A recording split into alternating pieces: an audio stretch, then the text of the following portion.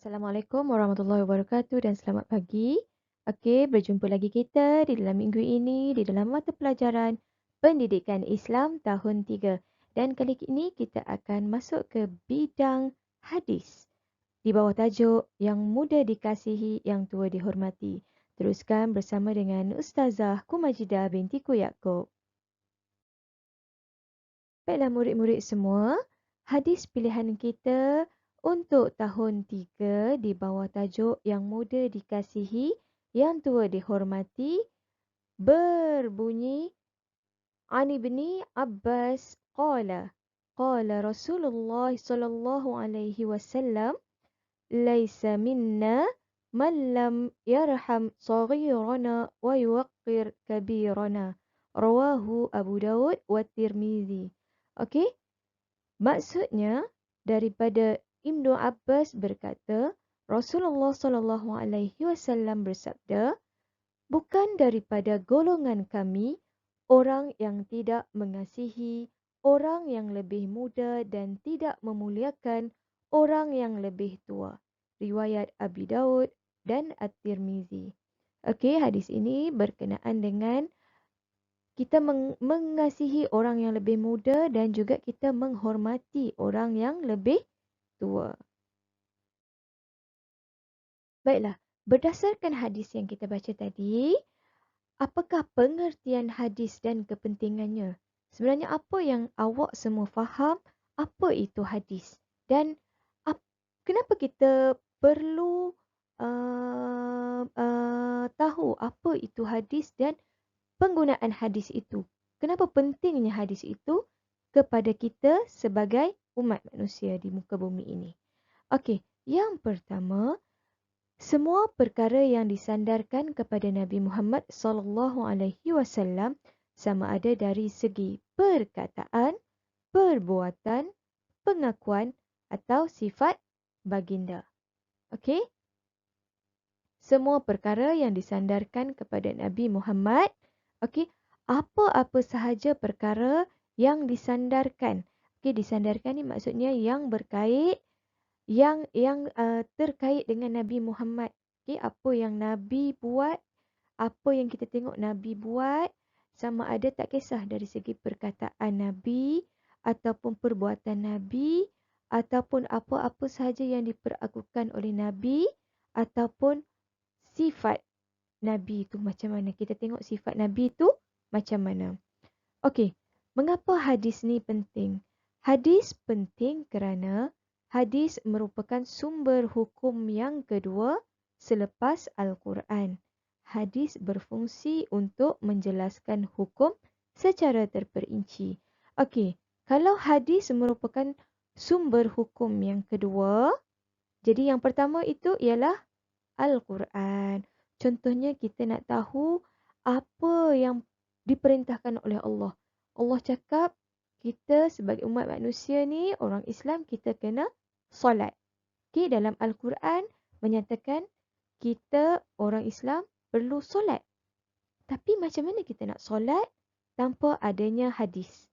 Okey, jadi cara untuk kita nak solat, berapa rakaat, cara mengangkat takbir macam mana, cara bagi salam, mana yang sunat, mana yang wajib, itu kita rujuk hadis.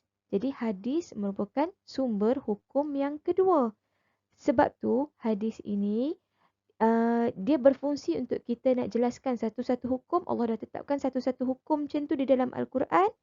Tapi untuk memperjelaskan hukum itu dengan lebih terperinci supaya kita lebih faham adalah dengan hadis. Apakah adab mengasihi orang muda? Okey. Yang pertama, adab mengasihi orang muda yang pertama ialah berbicara dengan nada yang mesra. Okey, bila kita bersembang dengan orang yang lebih muda dengan kita, contoh macam awak sembang dengan adik, awak tahun 3, awak sembang dengan adik darjah 2 dan juga darjah 1. Awak kena sembang bukan macam mana awak sembang dengan kawan awak yang sama baya dengan awak. Awak perlu lebih lembut dan lebih mesra. Macam mana awak cakap dengan adik awak. Pendekatan dia tak boleh sama macam mana awak sembang dengan kawan awak. Tak boleh. Sebab mereka lebih muda. Okey, yang kedua ialah mewujudkan hubungan baik dengan orang muda. Maksudnya awak dan juga junior awak dekat sekolah ni, dekat sekolah dengan adik year 1 dan juga year 2, awak kena ada hubungan yang baik. Tak payah cari gaduh, jangan nak tunjuk aku senior, aku hampa yang muda ni hampa kena hormat yang senior. Tak. Awak kena ada hubungan yang baik, cakap dengan baik supaya yang muda ni akan rasa sayang dekat kita dan rasa lebih selamat berkawan dengan kita sebab kita lebih tua dan kita boleh memberi tunjuk ajar kepada yang lebih muda. Okey, yang ketiga ialah menasihati dengan kata-kata yang baik. Contoh, awak tengok adik awak buang sampah. Dia makan gula-gula. Wrappers gula-gula tu dia buang dekat atas lantai macam tu saja. Contoh ataupun dekat sekolah kan. Awak tengok waktu rehat, awak tengok ada puteri tahun 1 makan sambil berjalan. Okey, awak tahu makan sambil berjalan tak boleh. Jadi awak nak nasihat dia, awak jangan jerit. Oi, makan duduklah. Tak boleh. Okey? Awak cakap dengan dia, awak panggil, awak pergi dekat dia, awak cakap, kita tak boleh makan sambil berjalan. Kena duduk, duduk sopan supaya makanan tu dapat dihadam dengan baik. Ni makan sambil berlari-lari tak boleh. Tapi teguran tu dengan kata-kata yang baik. Okey? Yang keempat, kita melihat mereka dengan penuh kasih sayang. Awak tengok adik awak, awak rasa sayang tak? Jangan tengok awak rasa dengki. Asyik-asyik adik je yang dapat lebih. Okey? Tak, jangan awak tengok layanan cikgu lebih dekat adik. Yelah, adik yang lebih muda mesti pujukan dia tak sama macam yang lebih tua. Jadi, awak tengok tu, awak kena rasa lebih menyayangi yang muda ni. Jangan ada iri hati. Okey, yang kelima ialah menunjuk contoh teladan yang baik. Okey, sebagai kakak, adik ni yang muda ni dia akan ikut contoh yang lebih tua. Kalau contoh yang awak tunjukkan, awak kakak tahun 3, awak tunjuk contoh yang tak baik. Jadi adik-adik ni akan ikut contoh yang tak baik tu. Jadi awak perlu tunjukkan semua contoh yang baik. Makan duduk, bercakap dengan cikgu lemah lembut, jumpa cikgu beri salam, tunduk hormat, jumpa cikgu dekat luar tegur. Itu adalah contoh dan juga teladan yang baik. Bila awak buat macam tu, adik-adik tengok dia akan ikut. Senang, simple. Okey, seterusnya kita tengok apa pula adab menghormati orang tua. Yang pertama, kita memanggil mereka dengan panggilan yang terhormat. Contohnya, jumpa kakak awak tahun 4. Jangan panggil nama je. Panggillah. Contoh, nama dia Syasha. Panggil Kak Syasha. Jangan panggil, "Wei Syasha." Tak boleh. Panggil dengan panggilan terhormat. Macam mana awak panggil mak awak? Macam mana awak panggil mak saudara awak dengan nama Mak Ngah ke, Pak Ngah ke, Mak Cik ke. Okey? Panggil dengan nada yang terhormat. Okey. Kemudian yang kedua, meminta nasihat dan juga bimbingan. Okey? Kadang-kadang kita ni baru hidup setahun jagung. Jadi, kita nak melalui fasa yang lebih panjang lagi. Jadi, untuk melalui fasa-fasa yang seterusnya, kita perlu minta nasihat dan juga bimbingan orang yang dah melalui fasa-fasa itu. Okey? Jangan hanya kita rasa kita the best, kita ikut je apa yang kita rasa yang terbaik. Sedangkan ada orang yang telah melalui perkara itu. Jadi kita minta nasihat dan juga bimbingan macam mana dia melalui fasa-fasa berikutnya. Okey, faham? Okey, yang ketiga, memberi salam. Macam awak dekat sekolah, awak jumpa cikgu, beri salam. Jangan lalu tepi macam tu je. Okey? Hormat. Tak kisah. Awak jumpa kakak tahun 4 pun, beri salam. Ataupun awak jumpa adik yang bawah awak, muda pada awak, beri salam. Adik tengok awak, tunjuk contoh yang baik. Nanti dia akan cuba buat macam mana yang awak buat. Okey. Yang keempat, sopan santun dalam berbicara. Okey, cakap dengan menggunakan perkataan-perkataan yang baik. Jangan menggunakan perkataan-perkataan yang dilarang. Jangan terlalu kasar. Memang kadang-kadang masalah puteri-puteri Asma ni sebab berada di dalam lingkungan murid-murid perempuan sahaja. Jadi malu itu kurang.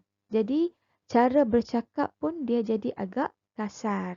Okey, cuba sopan santun dalam berbicara. Seterusnya, nombor 5, taat kepada orang tua. Okey, orang yang lebih tua pada kita, kita kena taat. Jangan kita lawan cakap. Kita dengar orang tua nasihat kita. Sebenarnya orang tua nasihat kita tu sebab dia dah melalui apa yang dia nasihat kita tu. Jadi dia tak nak benda tu berulang dekat kita. Okey? Jadi dia nasihat kita dulu. Jadi kita yang muda ni kita kena taat. Dengar cakap apa yang orang lebih tua nasihat dekat kita. Mak-mak kita nasihat tu sebab dia dah lalui dah. Dia dah pernah kecil macam awak. Jadi dia dah lalui dah. Kalau dia buat macam ni akan jadi macam ni. Jadi awak kena taat. Okey, seterusnya. Sopan santun dalam berbicara. Sama macam tadi. Sopan santun dalam berbicara. Yang ketujuh, dahulukan orang tua dalam semua hal. Contohlah nak makan. Awak duduk satu meja dengan mak saudara awak, nenek awak. Nak ambil lauk, awak perlu dahulukan orang yang lebih tua. Jangan awak berebut nak ambil dulu. Saya nak cup ayam, nak cup yang ni, nak cup yang tu. Tak. Tunggu orang yang lebih tua ambil dulu, baru awak ambil. Apa-apa pun.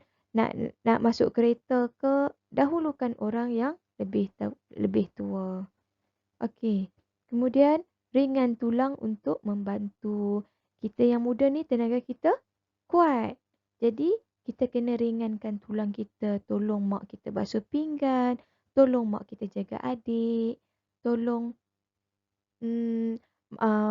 mak kita kemas bilik. Okey. Ringan tulang. Kena rajin. Orang muda yang rajin ni, orang tua sayang. Betul tak? Okey, yang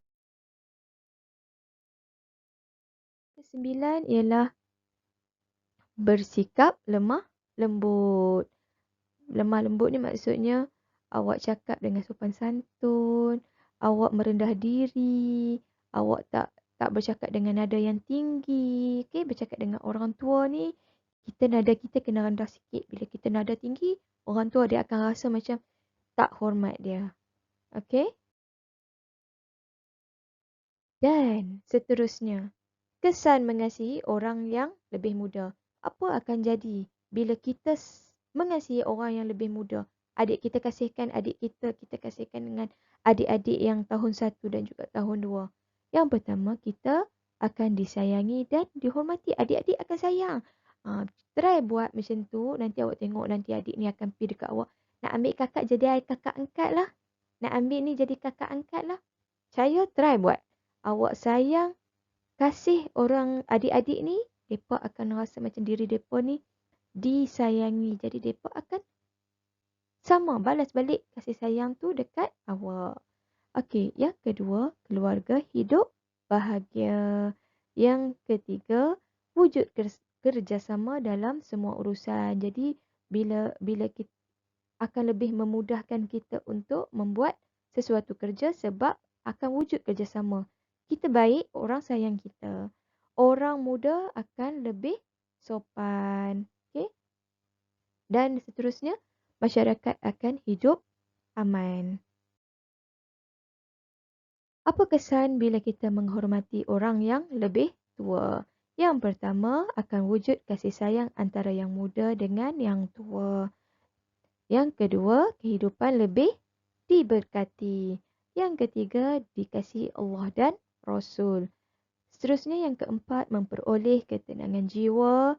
Dan akhir sekali, kehidupan masyarakat lebih harmoni.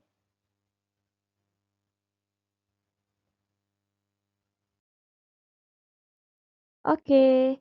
Ustazah rasa setakat itu saja untuk pembelajaran kita pada minggu ini dan Ustazah harap awak dapat faham apa yang Ustazah terangkan dan sekiranya ada sebarang keraguan ataupun masalah ataupun sebarang pertanyaan boleh terus PM Ustazah dan bertanya terus dengan Ustazah. Setakat itu saja untuk hari ini. Sekian, terima kasih. Assalamualaikum.